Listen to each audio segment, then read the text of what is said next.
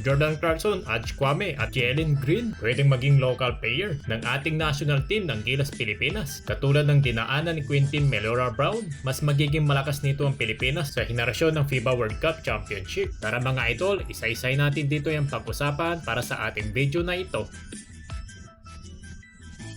Another disappointed na naman para sa ating national team ng Gilas Pilipinas at natalo na naman sa quarterfinals. Kaya naman sa susunod na kabanata ay hopeful pa rin tayo na makakabawi nga ang ating Gilas Pilipinas na sana inaasahan natin this FIBA Asia Cup, pero may isang bagay pa rin naman tayo na dapat natin ditong ikatuwa para na nga sa ating national team. Good thing nga dito, may magandang nabalitaan nga tayo kahapon. Wala nang iba kundi yung pagkakaanunsyo ang ating Gilas prospect na si Quintin Melora Brown na ngayon ay officially ng Gilas Pilipinas na. Bago pa dito magsimula ang Asia Cup Championship ay porsigido talaga itong makapaglaro sa ating national team at bilang pangako na nga niya na re-representa ang ating Pinas ay gumawa talaga dito ng paraan yung kanyang kampo ni QMB upang dumirekta na nga at sinunod nito yung mga requirements kinakailangan ng FIBA Asia Cup at nakita talaga na naging sincere ito ang 6'10" ng UAAP champ. So definitely binago nga dito ng FIBA ang kanilang unang desisyon kaya pinabigyan as a local player ng ating national team ang big man na si QMB. Win-win talaga sa sitwasyon niya at sa ating national team. Kung nakita nyo nga yung kanyang performance sa Macau Black Bears laban na nga sa ating Gilas, malalaman mo na maraming bagay pa ang ma-improve sa kanya dahil si QNB ay 25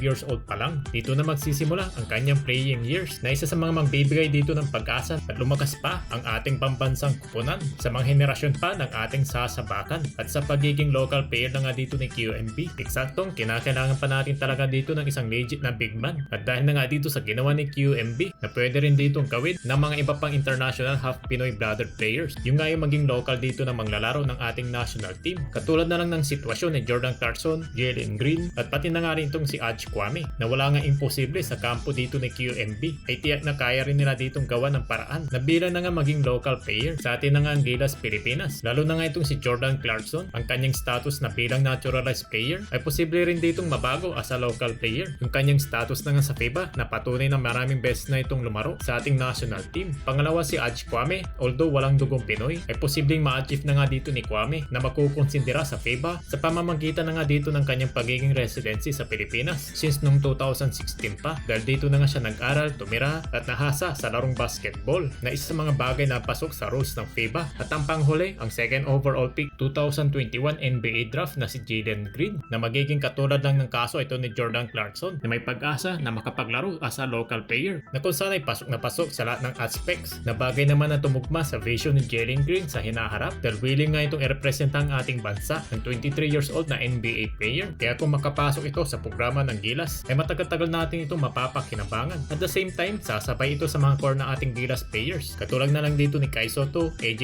Edu, Kevin Cambao at si Car Tamayo. Bagay na magbibigay ng ibayong lakas sa ating pambansang kupunan.